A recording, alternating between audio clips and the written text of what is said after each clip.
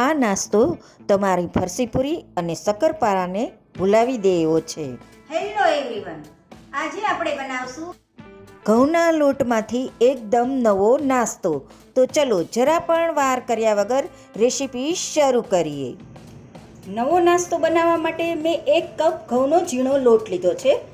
તમે ઘઉંની લોટની જગ્યાએ મેંદાનો લોટ પણ લઈ શકો છો, અથવા તો અડધો કપ ઘઉંનો લોટ અને અડધો કપ મેંદાનો લોટ લઈ શકો છો. અત્યારે આપણે એડ કરીશું 1 કપ ઘઉંનો ઝીણો લોટ. લોટને મેં પહેલેથી જ ચાળી લીધો છે. હવે એડ કરીશ સ્વાદ અનુસાર મીઠું. હવે એડ કરીશ હાફ ટીસ્પૂન જેટલો અજમો. હાફ ટીસ્પૂન જેટલું જીરું એડ કરીશું. 1 ચમચી જેટલી મેં કસૂરી મેથી લીધી છે. તમને પસંદ હોય તો લઈ શકો છો અને ન પસંદ હોય તો તમે સ્કીપ પણ કરી શકો છો, પણ કસૂરી મેથીનો ટેસ્ટ વધારે સરસ લાગે છે. હવે આપણે એને એડ કરી દઈશું. હવે એડ કરીશ 1 ટેબલ સ્પૂન જેટલું તેલ, એટલે કે આશરે 2 થી 2.5 ચમચી જેટલું તેલ એડ કરવાનું છે.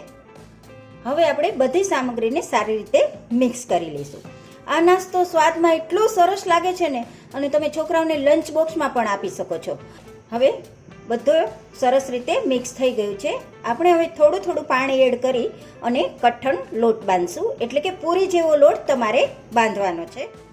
પાણી તમારે એકી સાથે એડ નથી કરવાનું, થોડું થોડું પાણી એડ કરી અને લોટ બાંધવાનો છે. જો પાણી વધારે પડી જશે ને તો તમારો લોટ ઢીલો બની જશે અને નાસ્તો એકદમ સારો નહીં બને, એકદમ તમારો નાસ્તો પોચો પડી જશે.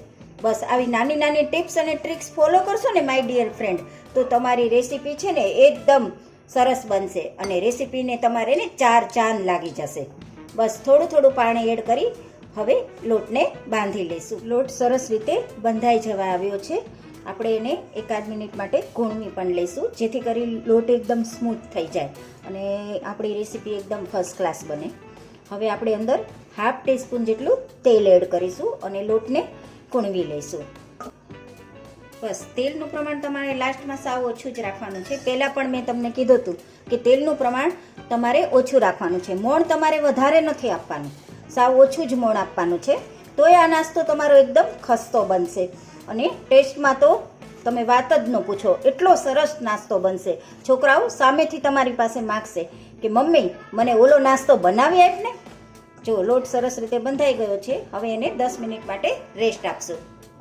10 મિનિટ થઈ ગઈ છે. આપણે ફરીથી લોટને કૂણવી લઈશું અને લોટમાંથી એક સરખા 4 લુવા પાડીશું. તમારે લુવા એક સરખા 4 પાડી લેવાના છે અને એની આપણે પાતળી પાતળી રોટલી બનાવશું.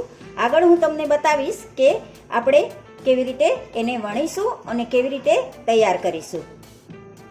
જો આવી રીતે એક સરખા 4 લુવા મેં પાડી લીધા છે. હવે આપણે લુવો બનાવી તેને વણી લઈશું. આપણે લોટનો ઉપયોગ નથી કરવાનો, એમનેમ જ વણાઈ જશે. બસ આવી રીતે તમારે મોટી રોટલી વણી લેવાની છે. જેમ હું બતાવી રહી છું એ પ્રમાણે તમારે કરવાનું છે. રોટલી વણાઈ ગઈ છે. હવે આ રોટલીને આપણે એક પ્લેટમાં લઈ લઈશું. હવે આપણે બીજી રોટલી વણી લઈશું. આવી રીતે આપણે 4 રોટલીને તૈયાર કરીને રાખી દઈશું. 4 રોટલી વણાઈ ગઈ છે. હવે આપણે પાટલી પર એક રોટલી લઈશું. આવી રીતે પાટલી ઉપર તમારે એક રોટલી મૂકવાની છે. હવે એની ઉપર અડધી ચમચી જેટલું તેલ લગાવવાનું છે. આવી રીતે તમારે તેલ લગાવી દેવાનું છે. તેલ તમારે સરખું લગાવવાનું છે, 4 બાજુ તેલ આવી જવું જોઈએ, ક્યાંય પણ રોટલી કોરી ન હોવી જોઈએ. હવે તેની ઉપર બીજી રોટલી મૂકીશું અને એની ઉપર પણ આપણે તેલ લગાવીશું. આવી રીતે 4 રોટલી ઉપર આપણે તેલ લગાવી દેવાનું છે. બસ. અને પછી જોજો તમારો નાસ્તો એકદમ ક્રિસ્પી, ખસ્તો અને ટેસ્ટી, એકદમ ચા સાથે ગરમા ગરમ ખાવાની મજા આવે, ઠંડો થાય અને તો પણ ખાવાની મજા આવે. તમે આ નાસ્તાને 1 મહિના સુધી સ્ટોર પણ કરી શકો છો. હવે આપણે ત્રીજી રોટલી ઉપર મૂકીશું અને એની ઉપર પણ આપણે તેલ લગાવી દઈશું. બસ આવી રીતે તમારે વારાફરતી 4 રોટલી ઉપરા ઉપરી રાખવાની છે અને તેલ લગાવી દેવાનું છે. તેલ બધી બાજુ લગાઈ જવું જોઈએ, એ વાતનું ખાસ તમારે ધ્યાન રાખવાનું છે. હવે આપણે ચોથી રોટલી મૂકીશું અને સારી રીતે પ્રેસ કરી દઈશું. ચોથી રોટલી ઉપર આપણે છે ને તેલ નથી લગાવવાનું. હવે આપણે રોટલીને વણી લઈશું. પાટલી જેટલી રોટલી તમારે વણવાની. બસ આવી રીતે મોટી એકદમ રોટલી જેવું વણી લેવાનું છે. એકદમ તમારે સરસ મોટું પાટલી જેવું વણી લેવાનું છે. બસ હવે આમાં આપણે ત્રિકોણ આકારમાં કાપા પાડીશું. મેં એને થાળી ઉપર લઈ લીધું છે જેથી કરી આંકા પાડવા આપણને એકદમ સરળ પડે. આવી રીતે તમારે આંકા પાડવાના છે. જેમ હું બતાવી રહી છું ને એ પ્રમાણે તમારે કરવાનું છે. ફરીથી આ ત્રિકોણની ઉપર બીજો કાપો પાડી લઈશું. આવી રીતે તમારે 16 ત્રિકોણ બનાવવાના છે. હવે હું તમને બતાવું કે આનો શેપ કેવી રીતે આપશું. હવે પાટલી ઉપર તમારે આવી રીતે ત્રિકોણ રાખવાનું છે અને પછી આવી રીતે એને રોલ વાળવાનો છે. છેક એન્ડ સુધી આવી રીતે તમારે એને રોલ વાળી લેવાનો છે. હવે લાસ્ટમાં આપણે શું કરશું, થોડુંક ખેંચી અને થોડું પાણી લગાવી દેવાનું છે જેથી કરી એ ખુલ્લી ન જાય. જ્યારે આપણે તળીએ ને ત્યારે ખુલ્લી ન જાય.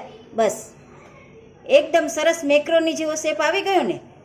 હવે આપણે બીજું પણ એવી રીતે બનાવી લઈ, એ પણ હું તમને બતાવી દઉં જેથી કરી તમે આસાનીથી બનાવી શકો.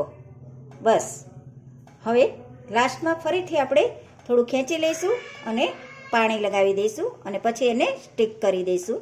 આવી રીતે હું બધા જ બનાવીને રેડી કરી દઉં. બધો જ નાસ્તો વળાઈને રેડી થઈ ગયો છે. તેલને મેં સ્લો ટુ મીડિયમ ફ્લેમ ઉપર ગરમ કરવા રાખી દીધું હતું. હવે આપણે સ્લો ટુ મીડિયમ ફ્લેમ ઉપર નાસ્તાને તળી લઈશું. હવે આવી રીતે તમારે અંદર એડ કરી દેવાનું છે. ગેસની ફ્લેમ એકદમ સ્લો રાખવાની છે, જરા પણ ફાસ્ટ નથી રાખવાની. જો તેલ વધારે ગરમ હશે તો નાસ્તો તમારો બળી જશે અને અંદરથી કાચો રહેશે. નાસ્તો નાખ્યા પછી તમારે જારાથી તેને તરત હલાવવાનું નથી, આ વાતનું ધ્યાન રાખવાનું છે. હવે આપણે નાસ્તાને હલાવી લઈશું. આ નાસ્તો બનતા આશરે 5 મિનિટ જેવું લાગશે. જેમ આપણે સમોસા બનાવતા હોય ને, તળતા હોય ને, એવી રીતે જ તમારે આ નાસ્તાને તળવાનો છે. હવે નાસ્તાને મેં હલાવી લીધો છે. હવે એને લાઇટ બ્રાઉન કલરનો થાય ત્યાં સુધી આપણે તળવાનો છે. જો તમને મારો આ નાસ્તાની રેસીપી પસંદ આવી હોય ને તો એક લાઇક આપજો અને મારી ચેનલમાં નવા હોય ને તો સબસ્ક્રાઈબ કરવાનું તો જરા પણ ન ભૂલશો હો. નાસ્તો બનીને રેડી થઈ ગયો છે. મેં એને એક પ્લેટમાં સર્વ કરી દીધો છે. હવે હું તમને મળીશ મસ્ત મજાની નવી રેસીપીની સાથે. Bye bye.